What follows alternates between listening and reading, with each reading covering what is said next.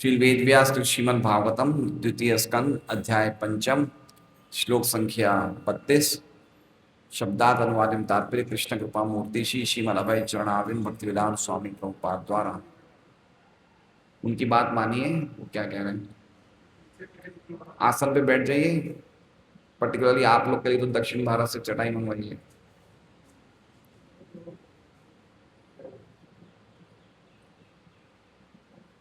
जितने पतले लोग होते हैं उतने पहलवान होते हैं।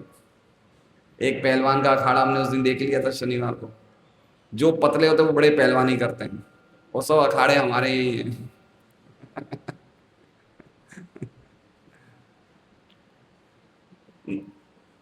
शौर्य, बेटा निताई को बुला लो ना। निताई कहीं बाहर होगा, उसको अंदर बुला लीजिए ना, अंदर बैठा लीजिए। शील वेद व्यास श्रीमद् भागवतम द्वितीय स्कंद पंचम अध्याय श्लोक संख्या 32 शब्दार्थ अनुवादम तात्पर्य कृष्णा कृपा मूर्ति श्री श्रीमद् अभय चरणारविंद भक्तिवेदांत स्वामी श्री प्रभुपाद द्वारा। यदेते संगता भावा भूतेन्द्रिय मनोगुणाः यदा यतन निर्माणे नाशे कूर्ब्रह्मवित्तम। यदा, जब तक, एते, ये सब, असंगतः, एकत्र हुए बिना, भावः, इस तरह स्थित होकर, भूत, तत्व, इंद्रिय, इंद्रियां, मन,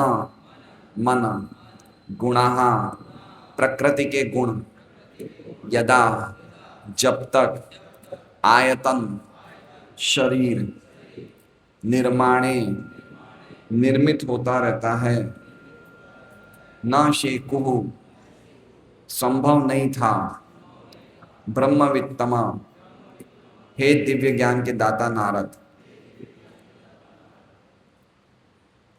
अनुवाद। हे अध्यात्मवादियों में श्रेष्ठ नारद, जब तक ये सृजित अंग यथा तत्व, इंद्रियां, मन तथा प्रकृति के गुण जुड़ नहीं जाते तब तक शरीर रूप धारण नहीं कर सकता। ओम अज्ञानतिमिरान्धस्य ज्ञानाञ्जनशलाकया चक्षुरुन्मीलितं येन तस्मै श्रीगुरुवे नमः। नाम श्रेष्ठम् अनुमपि शचीपुत्रम् अत्र स्वरूपं रूपं तस्याग्रजम् उरुपुरीं माथुरीं गोष्ठवाटीं राधाकुण्डं गिरिवरम् अहो राधिका माधवाशां प्राप्तो यस्य प्रथितकृपया श्रीगुरुं तं नतोऽस्मि। वन्देऽहं श्रीगुरो श्रीयुतः पदकमलं श्रीगुरून् वैष्णवांश्च श्रीरूपं सगृजातं सहगणरघुनाथान्वितं तं सजीवम् साद्वैतं सावधूतं परिजनसहितं कृष्णचैतन्यदेवं श्री राधा कृष्ण पादान सहगण ललिता श्री विशाखान्वितांश्च गुरु वैष्णव भगवान तीने स्मरण विघ्न विनाशन नया स्वय निजवांचित पूर्ण। हरे कृष्णा कृष्णा कृष्णा हरे हरे, हरे राम राम राम हरे हरे। सभी भक्तों का भागवतम कक्षा में स्वागत है। आज का श्लोक बहुत ही अद्भुत है। हम पढ़ने का प्रयास करेंगे, समझने का प्रयास करेंगे। मुझे ऐसा लगता है हमें पंखे की जरूरत नहीं है, लग रहा है। अगर पंखा बंद कर दे तो कैसा रहेगा? चाहिए? अच्छा ठीक है, कोई बात नहीं, रहने दीजिए, रहने दीजिए। तो अभी तक हमने जो श्लोकों को समझा था वो था कारण सृष्टि। क्या थी? 21 श्लोक से लेके 31वें श्लोक तक कारण सृष्टि का हमने श्रवण किया था। कारण मतलब जिन जिन चीजों से सृष्टि का निर्माण होता है ना। कारण वो तत्व, तो वो तत्व बन चुके हैं जिनके कारण ये ब्रह्मांड बनता है ना। जिनके कारण ब्रह्मांड बनता है वो तत्व ऑलरेडी सब बन चुके हैं। अभी तक हमने सुना। आज से लेके 35वें श्लोक तक कार्य सृष्टि का वर्णन होगा। किसका? कार्य। कारण मतलब कॉज और कार्य मतलब इफेक्ट, है ना। कार्य का मतलब आप समझिए प्रोडक्ट, उत्पाद, हमने क्या चीज बनाई। और कारण क्या हो गया? कच्चा माल, रॉ मटेरियल तैयार है। क्या तैयार है? रॉ मटेरियल तैयार है, लेकिन अभी तक शरीर और ब्रह्मांड बने नहीं हैं, उनको अभी तक असेंबल नहीं हुआ है। समझ रहे हैं? चीजें तैयार हो चुकी है लेकिन अभी तक वो गठित नहीं हुए हैं, बने नहीं हैं। इसलिए ये कार्य सृष्टि में पता चलेगा कि कैसे चीजें बनती है। यहाँ आगे आ जाइए कबीर प्रभु, यहाँ बैठिए, जगह है यहाँ पे, कोई बैठ रहा है? अच्छा, तो किस प्रकार से चीजें बन रही हो आज हम समझेंगे। देखिए, ये पूरा जो अध्याय का नाम है समस्त कारणों के कारण। इसमें कुछ प्रॉब्लम आ रही है स्पीकर में, कुछ टंग टंग टंग टंग। समस्त कारणों के कारण। हम जब तक ये चीजों को समझेंगे नहीं तब तक भगवान में हमारी शरणागति की भावना उत्पन्न नहीं होगी। इसलिए समझना बहुत जरूरी है। तो हम देखते हैं कैसे कार्य सृष्टि, कार्य मतलब कैसे चीजें बन रही है, कैसे चीजें आपस में बनेगी, तैयार होगी। समझ रहे हैं? जैसे मान लीजिए आज, कल हम ना प्रसाद में क्या था, दही चावल थे ना। कल प्रसाद में क्या था? दही चावल थे। तो दही चावल में हरिकांता माता जी, परमा माता जी, कल आप लोगों की रसोई थी ना। दही चावल में क्या क्या चीजें डलती है? दही, चावल और राई, घी, जीरा, सिंगदाने, है ना। तो हमने चीजें ये सब रख दी हैं, तैयार कर दी है। तो हम अगर यही सब भक्तों को दे देंगे, भाई थोड़े चावल ले लो, थोड़ा दही ले लो, थोड़े सिंगदाने, वो खाने में आनंद आएगा क्या? नहीं आएगा। अभी तक उनको मिलाना बाकी है, चीजें सब तैयार है। तो अभी तक हमने क्या पढ़ा? चीजें सब भगवान के देखने से क्या हो गई? भगवान की अध्यक्षता में भगवान ने अपनी दृष्टि के द्वारा सब चीजें बननी शुरू हो गई। लेकिन अभी तक वो चीजें बन तो गई लेकिन आपस में मिली नहीं है, कॉम्बिनेशन नहीं हुआ है। समझ रहे बात को? वो आज हम पढ़ेंगे।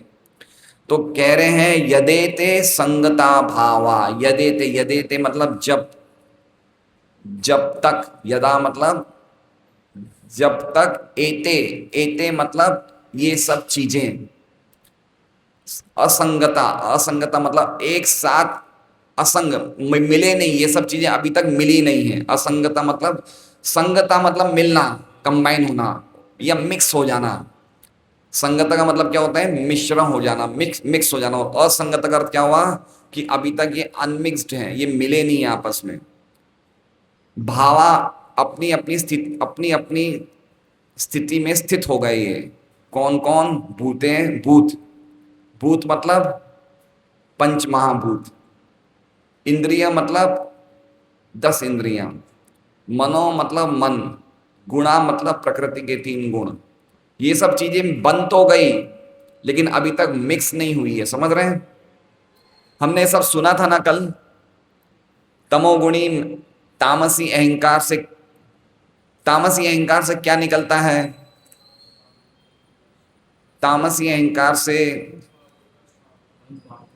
पंच महाभूत, और क्या निकलता है? नहीं, पंच महाभूत में आ गए वो, और क्या निकलता है? इंद्रिय विषय, तामसी अहंकार से निकलता है। राजसी अहंकार से क्या निकलता है मनुसुत प्रभु? राजसी अहंकार से, प्रभु जी मेरे से ये सब बातें मत पूछा करिए आप। रामाचार्य प्रभु, राजसी अहंकार से क्या निकलता है? सत्यराज प्रभु आप बताइए। बहुत सुंदर आवाज जवाब। 5 ज्ञानेन्द्रियां, 5 कर्मेंद्रियां, बुद्धि और प्राण।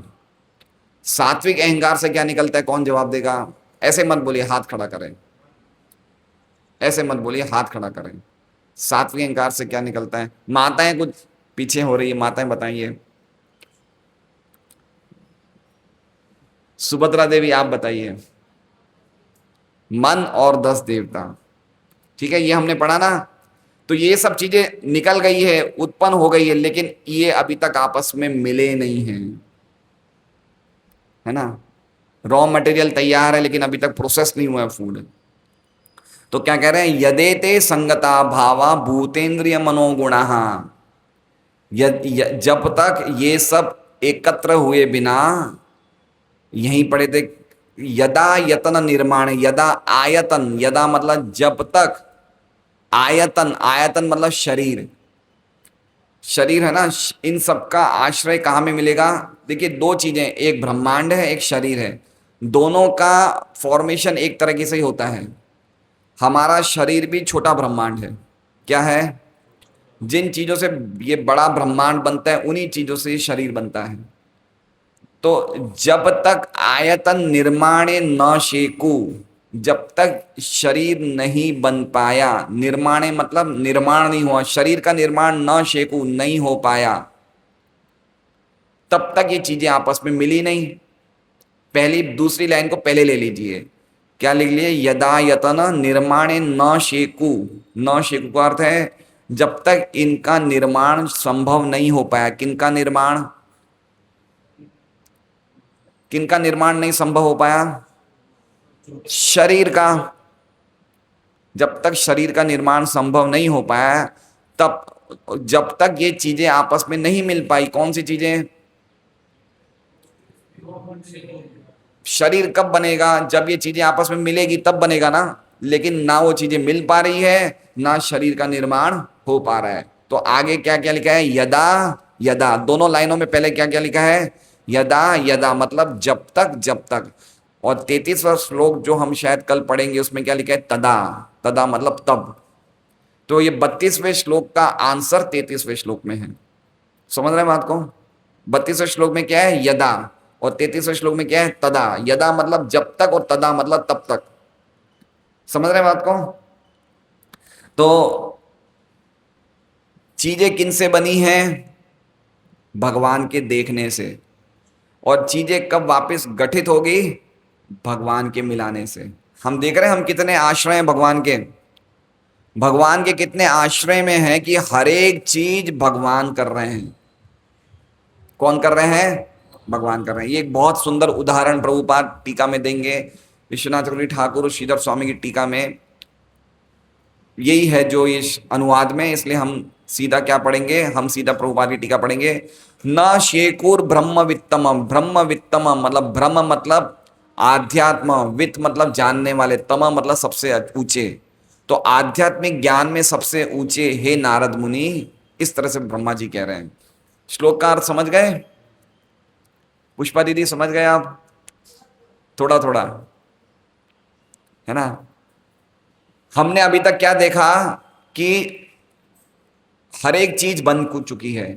इंद्रियां बन गई, मन बन गए, तीनों अहंकार की हमने स्थिति देखी है ना। महतत्व, अहंकार, तीनों अहंकार से क्या क्या चीज, 23 तत्व बन चुके। कितने तत्व बन चुके? 23। लेकिन अभी तक क्या हो रहा है? ये मिल नहीं पा रहे हैं। ये इनमें अपने आप इतनी शक्ति नहीं कि मिल जाए। समझ रहे हैं बात को? जैसे हमने देखा दही चावल अपने आप सब चीजें आ गई, लेकिन इनमें इतनी शक्ति नहीं है कि ये आपस में मिलके चीजें बन जाएं। देख रहे हैं ये सृष्टि कैसे बन रही है। प्रभुपाद जी की टीका पढ़ेंगे तो बहुत अच्छी तरह समझेंगे। देखिए सबसे पहले प्रभुपाद क्या बोलते हैं? जीवों की विविध प्रकार की शारीरिक संरचनाएं उन विभिन्न प्रकार के मोटर कारों जैसी है। कैसी है? जिन्हें विभिन्न पुर्जों को जोड़ करके निर्मित किया जाता है। जब मोटर कार तैयार हो जाती है तो चालक उसमें बैठता है और अपनी इच्छा अनुसार उसे चलाता है। तो शरीरों को कंपेयर किससे किया गया है? मोटर कार से। ठीक है, मोटर कार क्या करें? मोटर कार कहाँ बनती है? फैक्ट्री में। ठीक है, जीव कब तक नहीं बैठता है मोटर कार में? जब तक मोटर कार पूरी तरह से असेंबल नहीं हो जाती है। अभी हम लोग कभी, आज हमारे पास, किसी के पास बाइक है, किसी के पास 4 व्हीलर है, आज तक हम मोटर कार की फैक्ट्री में गए हैं क्या देखने के लिए? हमें क्या रेडी गाड़ी मिल जाती है और हम तुरंत उसमें बैठना शुरू कर देते हैं और चलाना शुरू कर देते हैं। लेकिन वो बनती कैसे है, हर एक पुर्जे कैसे आपस में जुड़ते हैं, वो हम नहीं देखते। हम क्या देख रहे हैं? गाड़ी तैयार हो गई, हम बैठने के लिए तैयार है। तो उसी प्रकार से ये शरीर के पुर्जे एक दूसरे से कैसे जुड़ते हैं हमें पता नहीं चल रहा है। देखिए ये नाक कैसे चिपका है चमड़ी से, कभी हमने सोचा है? ये कान कैसे चिपक गए, देखिए ये उंगलियों के जॉइंट्स, ये देखिए ऐसे ऐसे ऐसे ऐसे, समझ रहे हैं किस तरह से हम हमें हमें क्या लग रहा है कि ये सब कुछ अपने आप हो रहा है, लेकिन हो रहा है अपने आप नहीं हो रहा है। देखिए मैं कुछ बोल रहा हूं, आप शब्द ध्वनि सुन रहे हैं, शब्द ध्वनि किससे प्रवेश कर रही है? कान से। कान से प्रवेश करके वो कैसे प्रोसेस हो रही है जिससे कि आप चीजें समझ पा रहे हैं, ये समझ में आ रहा है? आ रहा है समझ में? समझ रहे हैं? शब्द ध्वनि मेरे मुंह से निकल रही है, आप लोग सुन रहे हैं, लेकिन सुनना किसका काम है? कान का। लेकिन उसको समझना किसका काम है? बुद्धि का। कैसे आपस में इन दोनों का रिलेशन हो रहा है, समझ रहे हैं हम बात को? हम कैसे बोल रहे हैं, जीभ हिल रही है, किस तरह से चीजें, किस तरह से शरीर के पुर्जे भगवान ने असेंबल किए, देख रहे हैं आप? कितनी अद्भुत शरीर बनाया, ये देख रहे हैं आप? हर एक चीज अपनी जगह पे कितनी प्रॉपर जगह लगाई है भगवान ने। आंखें यहां लगाई है, कान यहां लगाए हैं, जीवा अंदर लगाई है।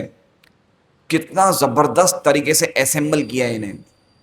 ये असेंबल नहीं था पहले, ये असेंबल नहीं था। देखिए क्या लिखा हुआ है गीता जी में, अगर आप गीता जी का 15वें अध्याय का 8वां श्लोक पढ़ेंगे, शरीरम यद अवापनोति यच्चाप उत्क्रामितीश्वर गृहीत्वेतानि संयाति वायुर्गंधा निवाशयात।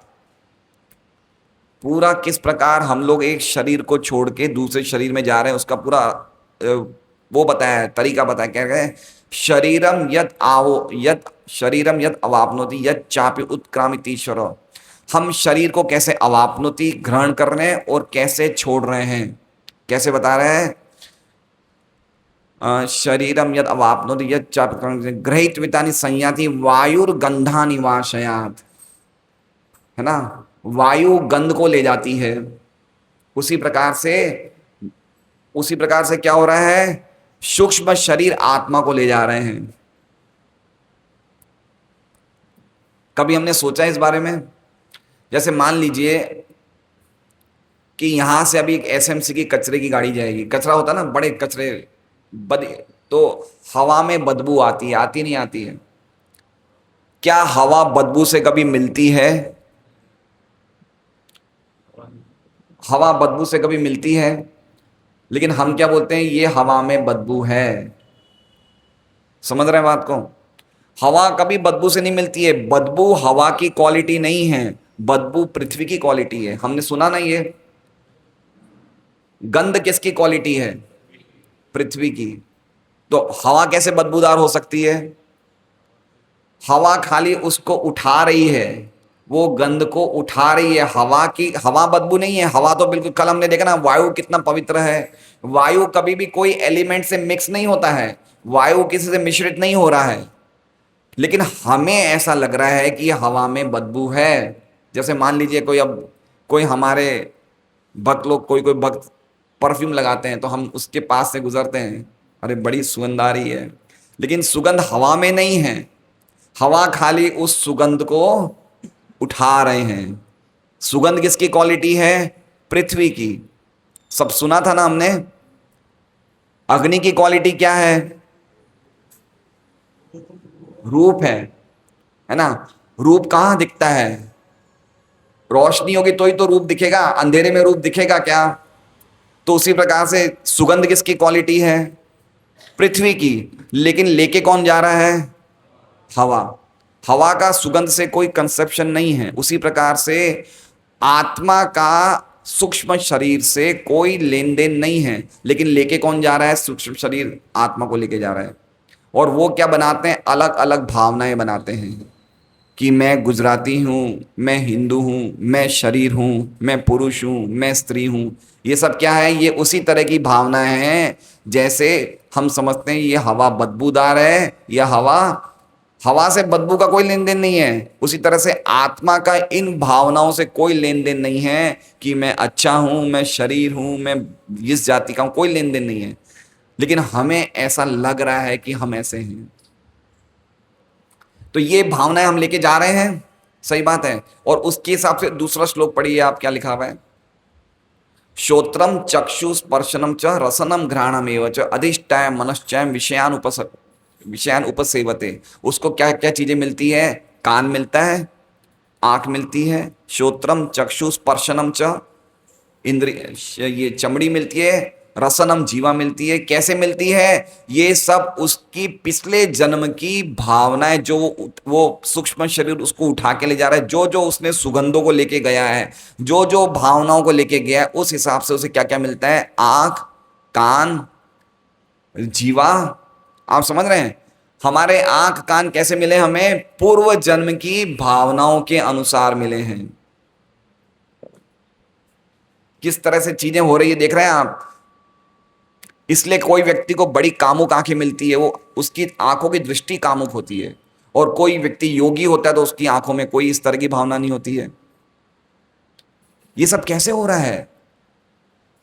कोई व्यक्ति बड़ा क्रोधी होता है, कोई व्यक्ति बड़ा शांत होता है, कोई व्यक्ति को क्लासिकल म्यूजिक अच्छा लगता है, कोई व्यक्ति को पॉप म्यूजिक अच्छा लगता है।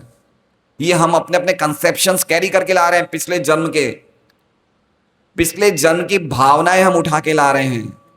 हमें है ना, किसी को किस प्रकार का संगीत, किसी को किस प्रकार का नृत्य अच्छा लगता है, किसी को किस प्रकार का संगीत, किस प्रकार का नृत्य लगता है। तो ऐसे हम लोग अलग अलग भावनाएं लेके आते हैं। लेकिन अगला श्लोक क्या है? यदंतो उत्क्रामंतम स्थितम वापि भुंजानम गिणान्विता विमूढ़ा नानु पश्यन्ति पश्यन्ति ज्ञान चक्षुष।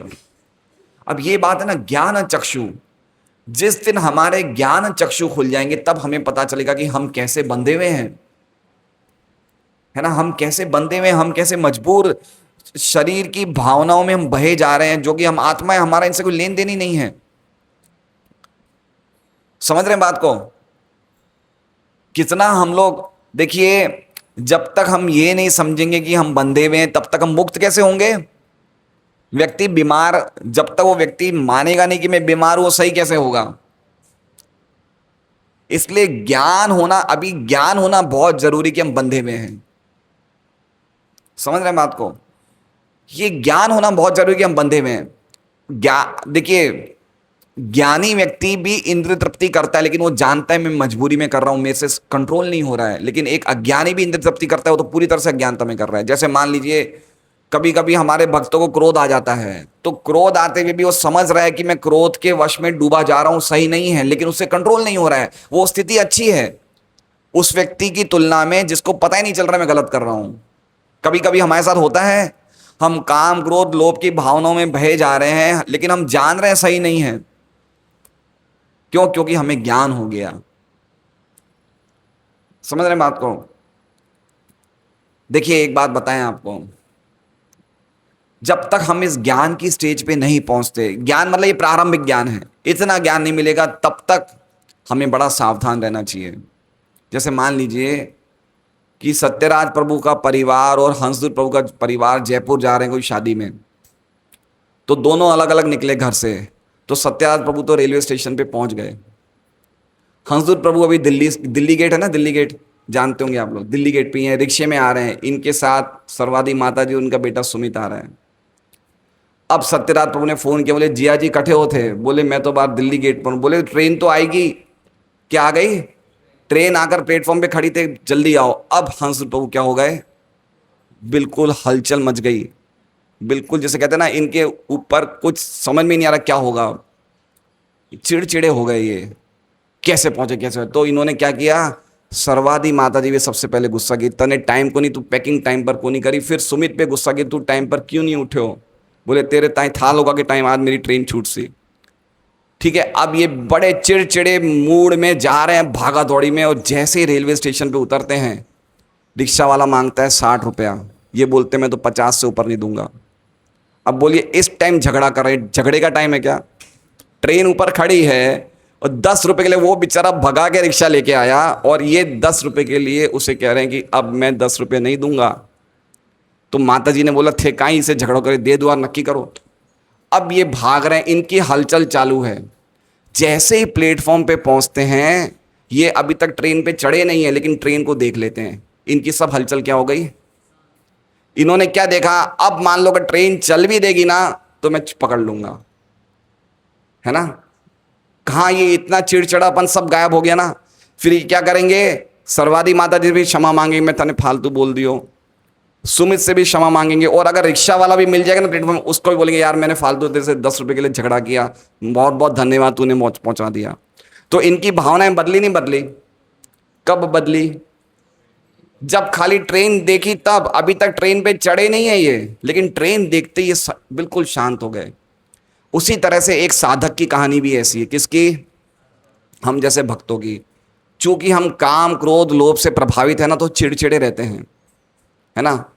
और जब तक हमें थोड़ा सा भी ज्ञान प्राप्त नहीं होता, थोड़ा सा भी हरि नाम में रस नहीं मिलता है ना, तो हम भक्तों से झगड़ा करते हैं, जैसे इन्होंने सर्वादी माता जी और सुमित से और रिक्शे वाले से झगड़ा किया।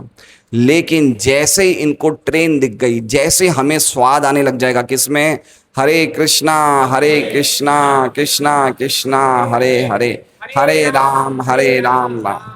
जिस दिन हमें स्वाद आने लग जाएगा ना, हम तुरंत क्या करेंगे, उन लोगों से माफी मांगेंगे जिनसे हमने झगड़ा किया था। इसलिए कभी कभी हमारे भक्तों में क्या होता है, एक दिन झगड़ा करते हैं, अगले दिन हरि नाम करते हैं ना, सुबह सुबह 16 माला, इतना अच्छा लगता है, माफी मांग ला, अरे भाई मेरी गलती हो गई। समझ रहे हैं बात को। ये मेरा पॉइंट क्या कहने का है कि ज्ञान में स्थित होना बहुत जरूरी है, कि हम अज्ञान में हैं। कुंती महारानी क्या प्रार्थना करती है, क्या प्रार्थना करती है, तथा परमहंसानाम मुनिनाम अमलात्मनाम भक्ति योग विधानार्थम कथम पश्येम ही स्त्रिय। कह रहे हैं कि आप तो परमहंस अमल आत्माओं के द्वारा जाने जाते हैं, मैं तो स्त्री हूं, मैं कैसे आपको जान सकती हूं।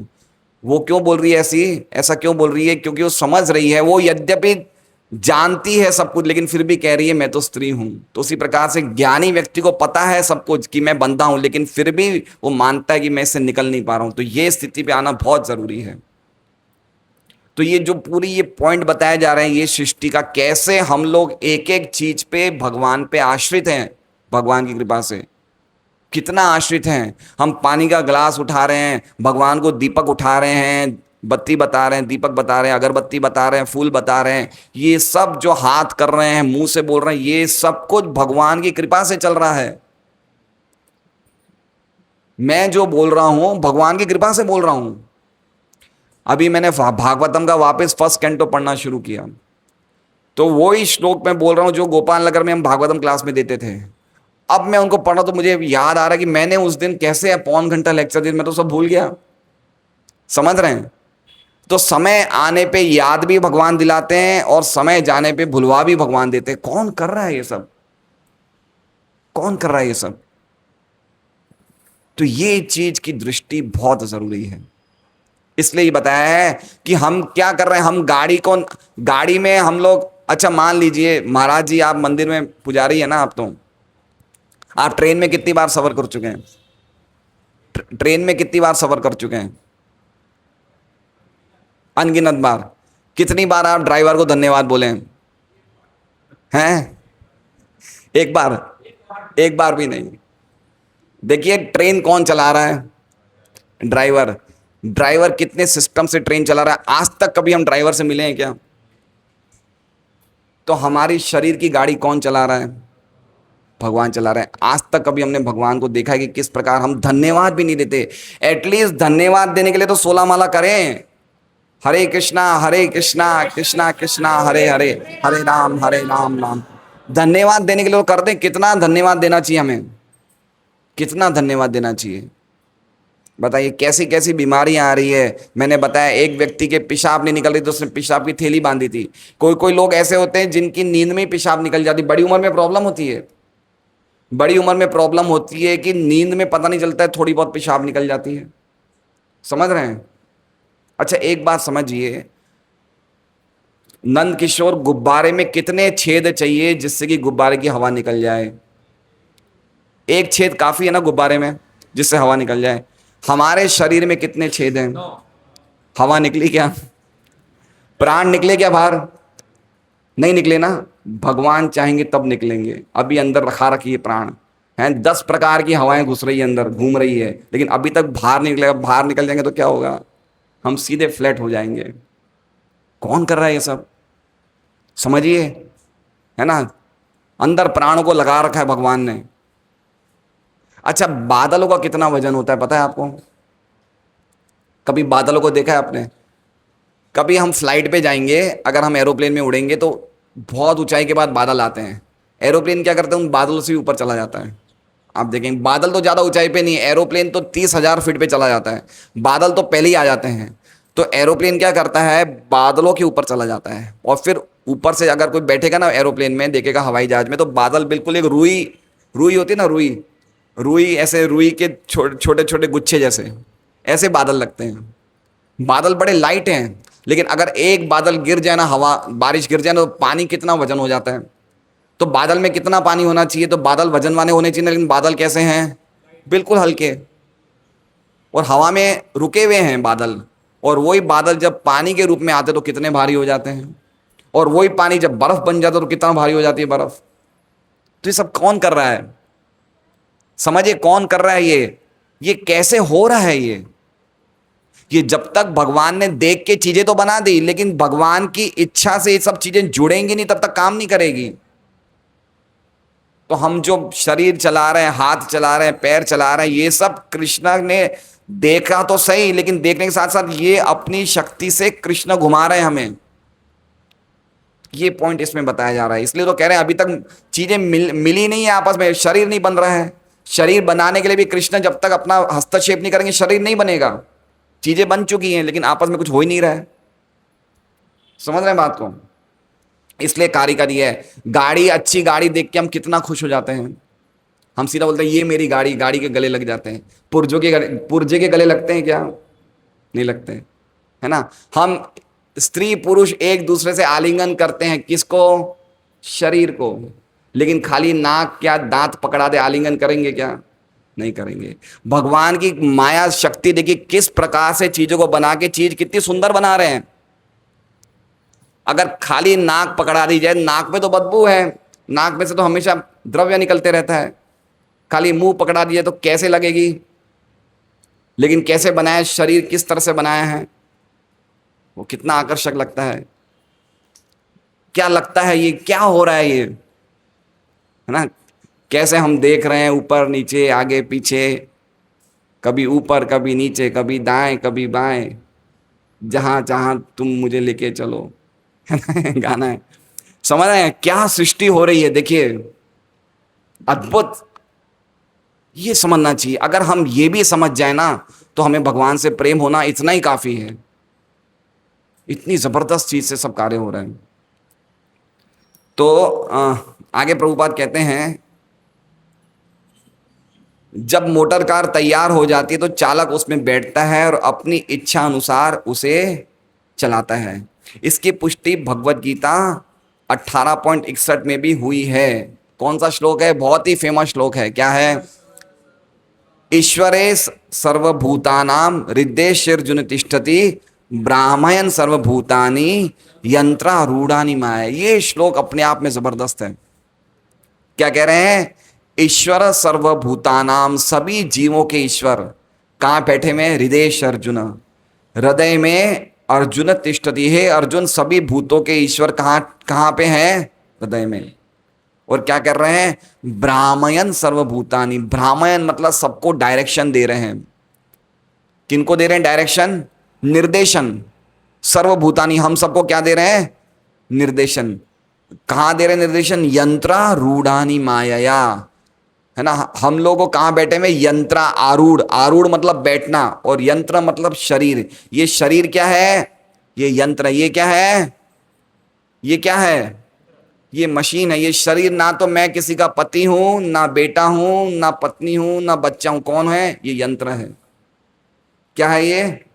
यंत्र। और कौन बैठा है उस यंत्र में? आरूढ़ानी माया। प्रकृति के द्वारा यंत्र बनाया गया है, और उस पे हम बैठते हैं। और हमें कौन डायरेक्ट कर रहे हैं? ईश्वर। हम भी ड्राइवर हैं, लेकिन हमारे साथ एक और ड्राइवर है जो हमें डायरेक्ट कर रहे हैं, जो हमें निर्देशन दे रहे हैं। कैसे निर्देशन दे रहे हैं? हमारी हमारी इस जीवन की इच्छाओं के अनुसार और पूर्व जन्म के कर्मों के अनुसार। हर एक को अपनी इच्छा वाली चीज मिलती नहीं है। खाली इच्छा करना ही काफी नहीं है, हमारे में उसमें योग्यता भी होनी चाहिए उस चीज को प्राप्त करने की। जैसे मान लीजिए धर्मवत्सल प्रभु बोले मुझे अमेरिका जाना है, लेकिन अमेरिका जाने के लिए इच्छा करना ही तो काफी नहीं है ना। वीजा भी होना चाहिए, टिकट भी होनी चाहिए, पासपोर्ट भी होना चाहिए। समझ रहे हैं? तो खाली इच्छा होना नहीं है, पूर्व जन्म के कर्म भी देखे जाते हैं जिसके द्वारा वो व्यक्ति की इच्छा पूरी होगी या नहीं होगी। इसलिए भगवान ने कहा, भगवान कहते हैं उपद्रष्टा अनुमंता च, मैं सबके कर्म देख रहा हूं और सबका सैंक्शन भी मैं करता हूं। अनुमंता, उसको परमिशन, उसको अनुमति देने वाला भी मैं हूं।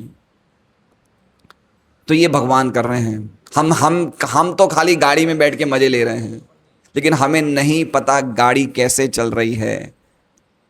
यंत्रारूढ़ानि माया, ये यंत्र है। इस यंत्र को ये यंत्र किसने बनाया है? माया ने, भगवान की अध्यक्षता में।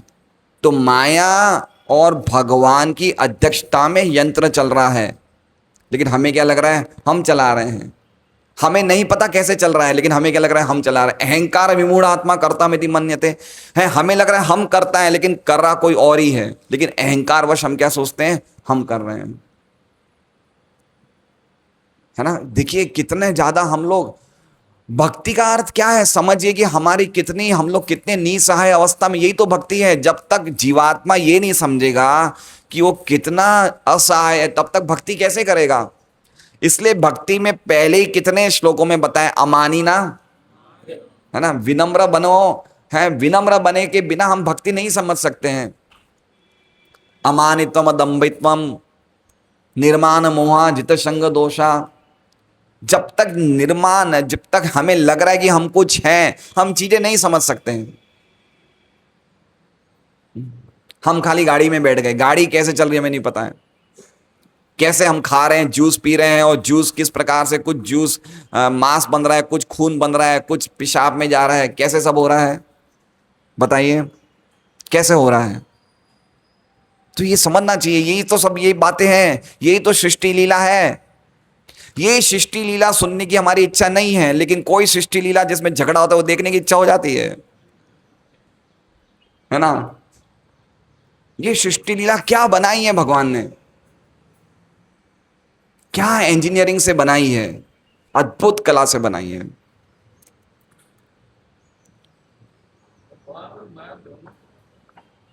माया शक्ति से तो सब कुछ निर्मित हो रहा है। भगवान की अध्यक्षता में माया शक्ति से, बहिरंगा शक्ति से जगत बनता है ना। बनता तो बहिरंगा शक्ति से ही है, लेकिन अल्टीमेटली माया कैसे बताया, माया का कैसे बताया कि माया मतलब लोहे का सरिया। तो लोहे का सरिया में खुद की कोई वो नहीं है, खुद की कोई जलाने की शक्ति नहीं है। वो भगवान के कांटेक्ट में रहती तो ही वो जला पाती है। तो अल्टीमेटली कारण भगवान ही है। माया भगवान की अध्यक्षता में कार्य कर रही है, ये समझना चाहिए। इसकी पुष्टि भगवत गीता 18.61 में भी हुई है। जीव मानो शरीर रूपी यंत्र पर आरूढ़ है और शरीर रूपी मोटर कार भौतिक प्रकृति के वश में रहकर चलती फिरती है। ठीक उसी प्रकार जिस प्रकार रेलगाड़ियां नियंत्रक के मार्ग निर्देशन में रहकर चलते हैं, लेकिन ये जीव शरीर नहीं है, वे तो शरीर रूपी यान से पृथक होते हैं। लेकिन कम बुद्धि वाले भौतिक विज्ञानी शरीर के अंगों के जोड़े जाने की विधि को नहीं जान पाते, जो इंद्रियां, मन तथा गुण के रूप में होते हैं। तो इंद्रियां, मन और गुण जिससे शरीर बनते कैसे आपस में जुड़े हैं, वो लोग नहीं जानते। देखिए गाड़ी में रबड़ भी होता है, लोहा भी होता है। रबड़ और लोहा कैसे मिल रहे हैं आपस में? रबड़ की क्वालिटी अलग है, लोहे की क्वालिटी अलग है, लेकिन देखिए किस प्रकार लोहे और रबड़ को मिलाया गया है, असेंबल किया गया है। तो गाड़ी एक एक्सपर्ट इंजीनियर ने डिजाइन करी है। तो उसी प्रकार से शरीर में अलग अलग प्रकार की चीजें हैं, लेकिन सबको एक तरह से कैसे मिलाया गया है ना। तो जो लोग नहीं जानते वो क्या बोलते हैं, ये अपने आप हो गया है। क्या बोलते हैं? ये अपने आप हुआ है। बिग बैंग थियरी, अचानक विस्फोट हुआ, यही तो थियरी बताते हैं। अचानक विस्फोट हुआ और चीजें बन गई। है ना। हम लोग पहले कौन थे? हम लोग पहले बंदर थे, हम बंदर की संतानें हैं, ऐसे आधुनिक वैज्ञानिक बोलते हैं। सच नहीं बोल रहा हूं, आप ऐसा मत समझना मैं सच बोल रहा हूं। मैं ये बता रहा हूं जो आधुनिक वैज्ञानिक बोलते हैं, क्या बोलते हैं? डार्विन डार्विन का है कि हम लोग पहले मंकी थे और मंकी से क्या बने? मनुष्य। तो क्या समझाया जाता है कि पहले जगत में कोई भी चीज नहीं थी, पहले डायनासोर थे, काफी सालों पहले डायनासोर थे, फिर डायनासोर की प्रजाति खत्म हो गई, फिर कुछ उच्च प्रजातियां बनी, फिर वो प्रजातियां खत्म हो गई, फिर कुछ उच्च बनी, वो खत्म हो गई, अब हम क्या बन गए? अब मनुष्य बन गए। और पहले हम लोग कैसे थे? हम लोग पहले जंगल में रहने वाले पिछड़ी जाति के थे। अब धीरे धीरे धीरे हमारे में एडवांसमेंट आ रहा है, तो अब हम बिल्कुल डेवलप्ड हो गए हैं। लेकिन इन नालायकों को नहीं पता कि सृष्टि में सब लोग पहले से ही थी। करोड़ों साल पहले ब्रह्मा जी थे, करोड़ों साल पहले ब्रह्मा जी इस जगत के सबसे बुद्धिशाली जीव सबसे पहले हुए थे। तो सभी योनियां उस टाइम डेवलप हो गई थी। ऐसा नहीं कि एक योनि खत्म हो गई दूसरी डेवलप, ऐसा नहीं है। तो ये अज्ञानता में हम लोग, इसलिए तो हम परेशान हैं। दुख का कारण क्या है? अज्ञानता। देखिए एक बात बताएं आपको, भगवान ने सबको धन बराबर दिया है क्या? सबको धन बराबर मिला है क्या? अच्छा, दुख बराबर मिला है? दुख तो बराबर मिला है, दुख बराबर मिला है। जन्म मृत्यु जरा व्याधि किसी को मिली है किसी को नहीं मिली, ऐसा है क्या? सबको मिली है। दुख बराबर मिला है, अज्ञानता बराबर मिली है, धन बराबर नहीं मिला है। लेकिन हमें क्या अफसोस है, धन बराबर नहीं मिला। अरे वो तो देखो, दुख बराबर मिला है सबको। सही बात है अरविंद जी, जन्म मृत्यु धनी को नहीं आएगी क्या? अरे धनी और ज्यादा परेशान है, वो और ज्यादा परेशान है। समझ रहे हैं बात को? तो अज्ञानता दूर करना ये हमारी जवाबदारी है। ये हम ऐसा नहीं बोल सकते कि मेरे पास धन नहीं है, गरीबी है, मैं आज इस कष्ट में हूं तो मैं ज्ञान प्राप्त नहीं करूं। ये अज्ञानता है। ये हमारे पास समय नहीं है भागवत पढ़ने के लिए, गीता पढ़ने के लिए। अज्ञानता में रहना चाहते हैं। अज्ञानता में आए थे, अज्ञानता में शरीर छोड़ देंगे। इच्छा द्वेष समुत्तेन द्वंद्व मोहिन भारत सर्वभूतानि सम्मोहम सर्गे यान्ति परंतप। देखिए अभी हमें क्या लग रहा है, अभी हम जाएंगे प्रसाद लेंगे, एक बाइक का किक मारेंगे, सीधा अपनी दुकान निकल जाएंगे, ऑफिस पहुंच जाएंगे, काम पे लग जाएंगे। लेकिन कैसे हो रहा है ये सब? कैसे बाइक चालू हो रही है? कभी कभी हम देखते हैं गाड़ी चालू नहीं हो रही, बाइक चालू नहीं, हम दिमाग नहीं लगाते, हम क्या करते हैं, सीधा गैरेज में देते हैं, ला भाई सही कर, कितना रुपया? 500 रुपये, चलो हो सही। लेकिन कैसे सब हो रहा है, हमने दिमाग लगाया है कभी? तो शरीर में हम कैसे बंधे में, कभी हमने दिमाग लगाया कैसे बंधे में? है ना, हम आत्मा है, इससे कोई लेना देना नहीं है शरीर से, लेकिन हमें लग रहा है हम शरीर हैं, शरीर अलग कार्य कर रहा है। अगर हमें पता होता कि हम शरीर हैं, अगर वास्तव में हम शरीर होते, तो हमें पता होना चाहिए कि शरीर कैसे कार्य कर रहा है। हम एक भी चीज शरीर कैसे कार्य कर रहा है हम नहीं जानते। कैसे नाक में हवाएं जा रही है, वो हवाएं कैसे अंदर शरीर में जा रही है, कैसे बाहर निकल रही है, कैसे आंख देख रही है चीजों को, कैसे आंख के द्वारा ज्ञान मिल रहा है, एक चीज हम नहीं जानते। और हमें लग रहा है हमारी ये शरीर, हमारा शरीर कैसे है? कितना कितना हम पकोड़े खाते हैं, कितनी चटनियां खाते हैं, कितने समोसे खाते हैं, कैसे डाइजेस्ट हो रहे हैं पता है? कैसे डाइजेस्ट हो रहे हैं, कैसे चीजें हो रही है, ये विज्ञान ही तो बताया इस भागवत में, इस वाले अध्याय में सब यही बता रहे हैं कि समझो। पहले भगवान की लीलाएं जानने से पहले ये समझो ये भी सृष्टि लीला है, ये समझना बहुत जरूरी है।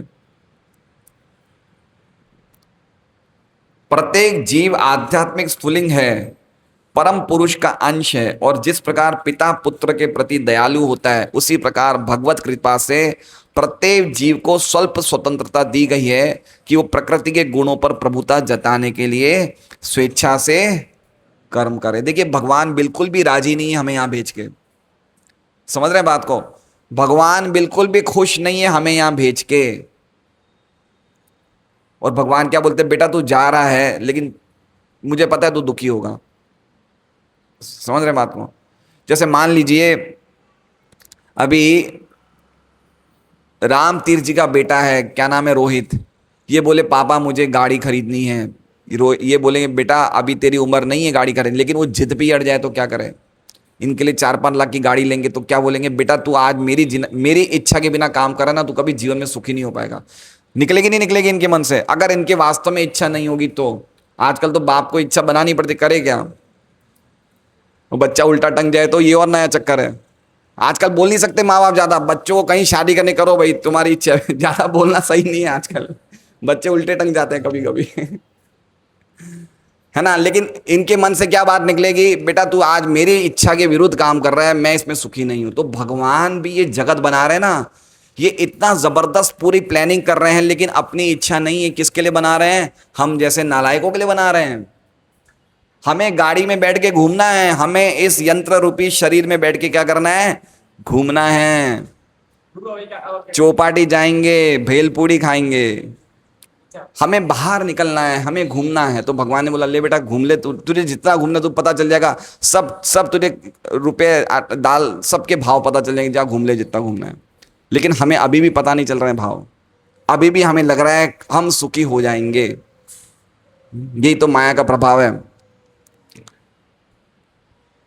जिस प्रकार पिता रोते हुए बालक को चुप करने के लिए खिलौने थमा देता है, उसी प्रकार भगवान की इच्छा से मोहग्रस्त जीवों को भगवान के प्रतिनिधि के नियंत्रण में अपनी अपनी इच्छित वस्तुओं पर प्रभुता जताने की छूट देने के लिए सारी भौतिक सृष्टि बनाई गई है। साफ साफ स्पष्ट लिख रहे हैं, है ना। बच्चा रो रहा है, ले बेटा पकड़ ले खिलौना। तो भगवान ने क्या दे दिया? ले बेटा खिलौना पकड़, ये मेरी माया है, ये तुझे बराबर करेगी ना। हम समझ नहीं रहे, हम पूरी तरह से, हमारा कंस्टिट्यूएंसी अलग है, हम है ही अलग, हमारा इस जगत से कोई संबंध ही नहीं है। जैसे जैसे हम ये नाम अच्छी तरह लेंगे, देखिए एक बात समझिए, भगवान गीता जी में क्या कहते हैं, भागवत गीता में क्या कहते हैं? तेषाम सतत युक्ता नाम भजाताम प्रीतिपूर्वकम ददामी बुद्धि योगम तम ये न माम। जो व्यक्ति मेरी प्रीति पूर्वक भक्ति करता है उसको मैं बुद्धि देता हूं। तो हमारे में यहाँ पे 100 लोग बैठे हैं, 100 लोग प्रीति पूर्वक भक्ति मतलब क्या? 16 माला ढंग से करना, 4 नियमों का पालन करना, अपराध नहीं करना, इसे कहते हैं प्रीति पूर्वक गुरु के नियमों आदेश का पालन करना। ऐसे भक्ति करने से क्या मिलेगी? बुद्धि मिलेगी। वो बुद्धि जब पता चले, बुद्धि मिलेगी तब हमें पता चलेगा। हम तो बंधे हुए हैं यहाँ पे, अभी तो हम भक्ति कर रहे हैं, हमें पता ही नहीं हम बंधे हुए हैं, है ना। हम नहीं पता है हमें बंधे हुए हैं, हमें लग रहा है हम तो बिल्कुल मुक्त हैं। तो ये बुद्धि आना बहुत जरूरी है। इसलिए मैंने कहा प्रारंभिक जने में मैंने रेलवे स्टेशन का उदाहरण दिया, वो यही है कि थोड़ा सा भी हमें अगर ट्रेन दिख जाए ना, हमें शांति मिल जाए, थोड़ा भी रस आ जाएगा। जिस दिन हरि नाम में, हरे कृष्ण महामंत्र में, जिस दिन हरि नाम में अगर थोड़ा सा भी टेस्ट आ गया, तो हमारी सब झगड़े वगड़े करने की भावनाएं, एक दूसरे के दोष देखने की भावनाएं सब खत्म हो जाएगी। अभी तक हमें टेस्ट नहीं मिला ना, इसलिए झगड़ा कर रहे हैं। ये टेस्ट नहीं मिला है ना, इसलिए गड़बड़ी हो रही है। हम चिड़चिड़े हैं, अभी तक पहुंचे नहीं ना हम स्टेशन, चिड़चिड़े हैं। तो अभी हम काम क्रोध लोभ के कारण चिड़चिड़े हो रखे हैं, ज्ञान प्राप्त नहीं हो रहा है, भक्ति में प्रगति नहीं हो रही है। तो समझना चाहिए कि हम कैसे हम बांधे जा रहे हैं। हमें खिलौने मिल गए, ये घर है, ये बाइक है, ये सब खिलौने हैं। ये सब खिलौने व्यक्ति कब छोड़ता है? जब वो बड़ा हो जाता है। उसी प्रकार से जगत की आसक्ति कब छूटेगी? जब परम दृष्टवा निवर्तते, जब भगवान में भक्ति में आनंद आएगा, तब अपने आप जगत की ये जो आसक्ति छूट जाएगी। ये बहुत इंपॉर्टेंट बात है। सारे जीव उन छोटे छोटे बालकों की भांति भौतिक क्रीड़ा क्षेत्र में खेल रहे हैं, जिनकी निगरानी भगवान की दासी प्रकृति कर रही है। वे इस दासी या माया को सर्वे सर्वा मानकर परम सत्य को स्त्रीलिंग दुर्गा देवी मान बैठते हैं। क्या बात बोल रहे हैं प्रभुपाद! अचानक दुर्गा देवी की बात कहां से ले आए? क्योंकि हमारे भक्त नवरात्र में भी व्रत करते हैं, दुर्गा देवी को अभी तक भूले नहीं हैं। दुर्गा देवी की त्रिशूल की लातें खा रहे हैं, लेकिन ठिकाने नहीं आए। काफी भक्त 16 माला भी करते हैं, और क्या करते हैं? नवरात्रा। वो फोटो है दुर्गा देवी की, मंदिर के ऊपर आ जाएगी, हर एक नवरात्र में 9 दिन मंदिर के ऊपर आएगी, बाकी टाइम वापस ड्रॉवर में चली जाएगी। समझ रहे हैं प्रभुपाद यहाँ क्या बोल रहे हैं? दुर्गा देवी का अर्थ प्रभुपाद क्या कह रहे हैं? दुर्गा कौन है? वो मेरी दासी है। कृष्ण की दासी कौन है? दुर्गा, है ना। तो दुर्गा क्या है? स्त्रीलिंग है, स्त्री है। प्रकृति क्या है? स्त्रीलिंग है। नेचर क्या है? स्त्रीलिंग है। अधिकांश लोग क्या कहते हैं? ये जगत किससे चल रहा है? नेचर से। किससे चल रहा है? नेचर से। और नेचर क्या है? स्त्रीलिंग है।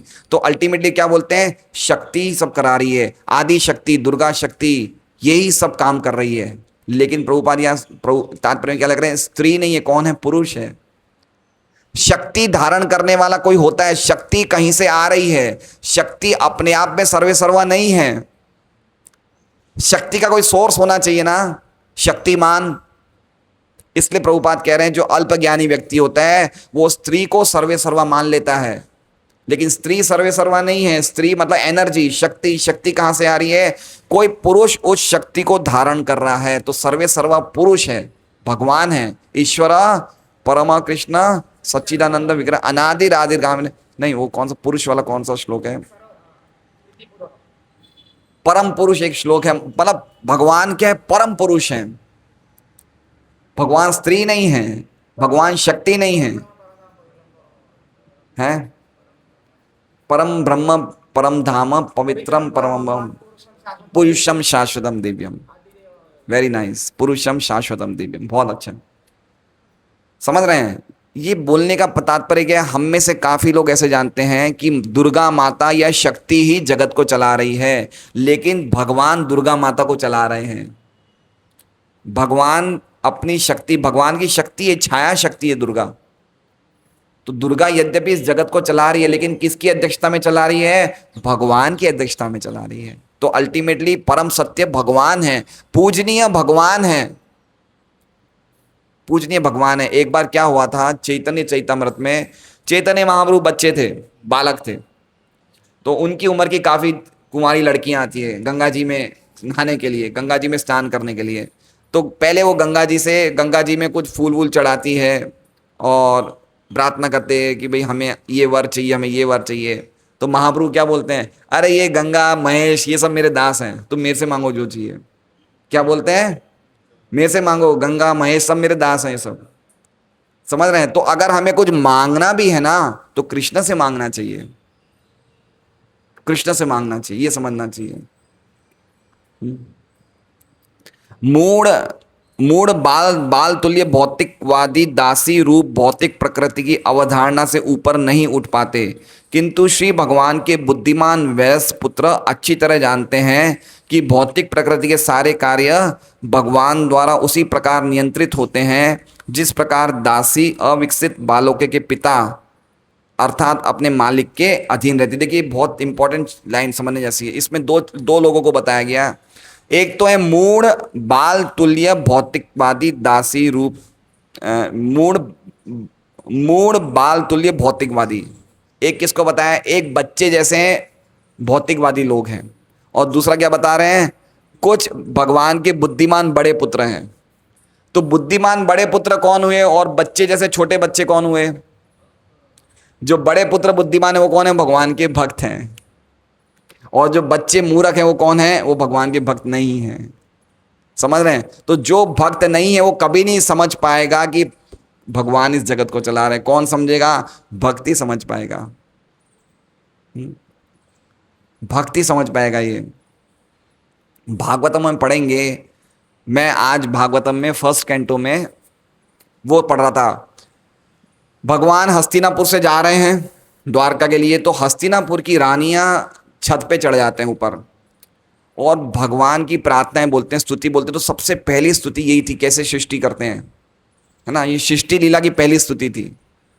तो बोल रहे हो कि प्रकृति अचेतन प्रकृति में भगवान प्रवेश करके सब कुछ चेतन कर देते, ऐसी पहली प्रार्थना थी। तो ये समझना कितना जरूरी है कि हमारे में चेतनता, हमारे में जान, जो हम चल रहे हैं घूम रहे हैं, ये सब किसकी कृपा से हो रहा है, भगवान की कृपा से हो रहा है। भगवान कभी भी, देखिए हम हाथ घुमा रहे हैं ना, हाथ अगर फ्रैक्चर होगा तो घुमा पाएंगे, नहीं घुमा पाएंगे ना। तो देखिए कितना हम लोगों को कीमत पता है क्यों नहीं चल रही है, क्योंकि हमें ऐसा लग रहा है ये हमने बना, हमें इजीली मिल गई है। जैसे मान लीजिए गाड़ी हम चला रहे हैं, गाड़ी जब बंद हो जाएगी ना तब हमें पता चलेगा कि इसकी चलने वाली गाड़ी की क्या कीमत है। तो हमें कीमत शरीर की पता है कब चलती है, जब ये शरीर धीरे धीरे काम करना बंद कर जाता है, तब हमें लगता है शरीर बड़ी काम की चीज है। इसलिए जो मनुष्य जीवन मिला है किसके लिए मिला है, ये एकमात्र भगवान से अपने संबंध को जानने के लिए मिला है, बाकी कोई काम के लिए नहीं मिला है। जीवस्य तत्व जिज्ञासा, बहुत इंपॉर्टेंट बात है। तो इसमें दो प्रकार के लोगों को बताया, बुद्धिमान बड़े बच्चे कौन हो गए, भक्त, और जो मूढ़ बाल तुल्य बच्चे हैं वो कौन हो गए? भौतिकतावादी लोग। वो नहीं समझ पाते कि भगवान की अध्यक्षता में एक प्रकृति कार्य कर रही है। वो क्या समझते? प्रकृति सब कुछ कर रही है, नेचर ही कर रहा है सब कुछ, लेकिन नेचर के पीछे कौन है? कृष्ण है। शरीर के अंग यथा इंद्रियां महत्त्व द्वारा निर्मित है, और जब श्री भगवान की इच्छा से ये अंग एक साथ जुड़ जाते हैं, किनकी इच्छा से? भगवान की इच्छा से। तो भगवान की इच्छा से क्या हो गए? हमारे अंग अभी जुड़े हुए हैं। ये अंग सब बिखरने शुरू होंगे किसकी इच्छा से? भगवान की इच्छा से। कल हम एक घर में गए थे, शाम को प्रोग्राम था, तो जो घर के मालिक थे वो उनका घर बता रहे थे हमें। तो उन्होंने एक बाजू में एक बंगला बन रहा था। क्या बन रहा था? बंगला, मतलब 20 साल पहले बना था। तो वो कह रहे थे कि जब मैं फ्लैट में रहने आया था तभी ये बाजू में बंगला बनना शुरू हो गया था। तो वो काठियावाड़ी कोई भाई था जो जिसका बंगला था, तो बोले वो बड़ी उम्र के थे, 65-70 साल के थे। बोले रोज इतने लगन से अपना बंगला बनवाया उन्होंने। कैसे बनाया? बड़े चाव से। उनके 2 बेटे थे, दोनों बेटों को भाई बंगला बना रहे हैं तो रोज आते थे। जैसे हमारे लक्ष्मी नरसिंह प्रभु रोज आते हैं ना, सुबह से लेकर शाम तक कहाँ बैठे रहते हैं? ये शेड पे बैठे रहते हैं। कैसे हो रहा है? तो वो बंगला ऐसे रोज सुबह आ जाता था यहाँ पे बंगले पे, और हर एक चीज अपनी, कोटा स्टोन लगाना, ये लगाना, सब कुछ अपनी निगरानी में दिखता था। बंगले का जिस दिन गृह प्रवेश होने वाला था वो व्यक्ति डेथ हो जाती है। क्या हो जाती है? डेथ हो जाती है। भक्त जो होंगे ना, उस क्या समझेंगे कि इसे भगवान ने खाली बंगला बनाने के लिए भेजा था। इसका काम कितना था? खाली बंगला बनाना। बंगले में राज कौन करेंगे? उसके बेटे करेंगे। जिस दिन उसने इतनी मेहनत से 3 साल लग के पूरा बंगला बनवाया, और जिस दिन गृह प्रवेश था उसी दिन उसके प्राण चले गए। कैसे हो रहा है? कौन कर रहा है? समझिए, चीजें अपने आप हो रही है क्या? प्रभुपाद इतना टीका में क्यों लिख रहे हैं? कोई भी चीज अपने आप नहीं हो रही है। जब हमें लगेगा चीजें अपने आप हो रही है, हम परेशान हो जाएंगे, हम दुखी हो जाएंगे। जब हमें पता चलेगा हर एक चीज कृष्ण की इच्छा के बिना नहीं, इच्छा से हो रही है, तब हम सुखी हो जाएंगे। अगर हमारे जीवन में कोई दुख आए, कृष्ण की इच्छा है ना, तो हमें दुख में क्या करना चाहिए? और भक्ति करना चाहिए कि भगवान ने मेरे पे क्या किया? कृपा करी। क्या करी? भगवान दुख के रूप में मेरे सामने आए हैं, ये बहुत बड़ी कृपा है। किसी पे नहीं दिया, मुझे क्यों दिया दुख? है, किसी को दुख नहीं दिया, मुझे क्यों दिया? तो भक्त लोग क्या करते हैं? कष्टों में, दुख को बड़े खुश हो जाते हैं। एक बार महाप्रभु रथ यात्रा में बड़ा नृत्य कर रहे थे। क्या कर रहे थे? जबरदस्त नृत्य कर रहे थे। पूरा जगन्नाथपुरी महाप्रभु के नृत्य को देखने चला गया। तो हुआ ये कि राजा प्रताप, जो पूरी उड़ीसा के राजा थे, वो भी देखने आ गए नृत्य, वो भगवान का नृत्य देखने आ गए। उनके साथ उनका सेक्रेटरी है जिसका नाम था हरिचंदन। क्या था? हरिचंदन। अब महाप्रभु जब नृत्य करते थे तो ऐसा नृत्य करते थे कि उनको रहता ही नहीं था कि मैं कहाँ घूम रहा हूँ। तो उनको 3 सर्कल, एक सर्कल पहले नित्यानंद प्रभु एक सर्कल में रहते थे कि वो कहीं इधर उधर नहीं चला जाए। फिर एक और दूसरा सर्कल होता था, उनको घेरा बना के रखते थे, और एक तीसरा सर्कल होता था। तो तीसरे सर्कल के बाहर सब दर्शक उनके नृत्य को देखते हैं। तो तीसरे सर्कल पे कौन खड़े थे? राजा प्रतापरुद्र और उनके सेक्रेटरी हरिचंदन। अब हुआ ये कि उनके आगे वाले सर्कल में श्रीवास पंडित नृत्य देख रहे थे। श्रीवास पंडित मतलब कौन हुए? नारद जी नृत्य देख रहे थे। तो हरिचंदन ने उनको हाथ से हटकाया, भाई तुम देख रहे हो तो हमारे राजा नहीं देख पा रहे, थोड़ा हट जाओ, हट जाओ। वो हटे नहीं, वो तो नृत्य देखने में बिल्कुल बड़े आविष्ट थे, निमग्न थे। तो उन्होंने, हरिचंदन ने थोड़ा जोर से धक्का दिया श्रीवास पंडित को। श्रीवास पंडित ने एक झटा मार, एक जोर का थप्पड़ मार दिया। हरिचंदन ने अपनी बाहें बाहें ऊपर कर दी। राजा ने बोला तुम बड़े सौभाग्यशाली, जो श्रीवास पंडित से थप्पड़ मिला। किससे थप्पड़ मिला? समझ रहे हैं? वो जानते थे, क्यों? क्योंकि वो जानते थे भक्त हैं वो राजा खुद महान भक्त थे। तो उनको क्या लगा कि एक भक्त ने इनको मारा है तो भक्त ने बहुत बड़ी कृपा करी। अद्वैत आचार्य महाप्रभु के पिता तुल्य थे, लेकिन महाप्रभु हमेशा उनसे आदर सम्मान से बात करते थे, गुरु की तरह बात करते थे। अद्वैत आचार्य को अच्छा नहीं लगता था कि ये मुझे गुरु की तरह क्यों ट्रीट कर रहे हैं। तो अद्वैत आचार्य क्या करते थे? भक्तों की, लोगों की सभा में जाके मायावाद का प्रचार करते थे। तो एक दिन महाप्रभु को गुस्सा आया और अद्वैत आचार्य को पीटने लग गए। अद्वैत आचार्य नाचने लग गए कि आज मुझे पिटाई हुई है। ठीक है, अब हमारे भक्तों में मारपीट होती है तो क्या होते हैं? ऐसे बेटा आती है, मैं बताता हूँ तुझे। अब बताता हूँ तुझे क्या है। जिस दिन अगर कोई भक्त हमें मारे और उस दिन हम नाचने लग जाए तो समझिए कि हमें हरि नाम में आनंद मिलना शुरू हो गया है। समझ रहे बात को? जिस दिन अगर कोई भक्त हमें डांटे, चिल्लाए, गाली गलौज करे, मारपीट करे, तो उस दिन समझना कि हमारे सौभाग्य का आकाश उदित उदित हो गया। ये भगवान के नाम का चमत्कार है। व्यक्ति का मान सम्मान सब दूर हो जाएगा, वो समझ जाएगा मैं तो भगवान का अंश हूं, मैं भगवान का दास हूं। तो ये चीज समझना चाहिए। कब समझेंगे? जब ये सृष्टि लीला समझेंगे कि कैसे हमारा एक एक शरीर का अंग किस प्रकार। देखिए कभी कभी क्या होता है, कल मेरी ये छोटी वाली उंगली है, उस उंगली का नाखून थोड़ा निकल गया, और वो नाखून किसी को भी छूता था ना, वो पूरा नहीं निकला, थोड़ा निकल गया। वो नाखून किसी को भी छूता था बड़ा दर्द होता था। तो मैंने ये सोचा कि इस उंगली ने आज तक मेरे जीवन में कोई काम की आई नहीं उंगली, लेकिन कष्ट कितना दे रही है। ये उंगली मेरे जीवन में कोई काम में नहीं आई, लेकिन कष्ट कितना दे रही है। समझ रहे हैं बात को? तो उसी प्रकार से शरीर कष्ट देने के लिए है। जब कोई व्यक्ति ज्ञान के चक्षु से देख लेगा ना कि कैसे शरीर कष्ट देने के लिए, और कैसे इस शरीर को जो हमें मिल गया भगवान की सेवा में लगाना चाहिए, तो उसका जीवन सफल हो जाएगा। ये भगवान इस श्लोक में प्रभुपाद टीका में समझाना चाहते हैं। हरे कृष्णा। श्रीमद् भागवतम की जय। श्रील प्रभुपाद की जय। 8:57। क्या? अच्छा हाँ, शरीर के अंग यथा इंद्रियां महतत्व द्वारा निर्मित है, और जब श्री भगवान की इच्छा से अंग एक साथ जुड़ जाते हैं तो भौतिक शरीर अस्तित्व में आता है, और जीव को इसे अपने आगे के कार्यों के लिए उपयोग में लाने दिया जाता है। इसकी व्याख्या आगे दी गई। आगे दी गई मतलब अगले श्लोक में बताया जाएगा कि कैसे भगवान की कृपा से इस शरीर के अंग जुड़ रहे हैं। मैंने बोला ना ये श्लोक अधूरा है, यदा यदा लिखा है ना, अब अगले श्लोक में क्या आएगा? तदा। तो कल का श्लोक भी बहुत इंटरेस्टिंग है, तो कल आप लोग जरूर से अवश्य आए। हरे कृष्णा। आज का प्रसाद किन की तरफ से है? राजमल जी की तरफ से आज का प्रसाद है। तो राजमल जी को हम धन्यवाद देते हैं कि आज उनकी तरफ से प्रसाद है। हम लोग सब प्रसाद लेके जाएंगे। राजमल जी आए हैं क्या? राजमल जी की धर्मपत्नी या राजमल जी के घर से कोई आए हैं? अच्छा आप ही हैं क्या? आप हैं राजमल जी?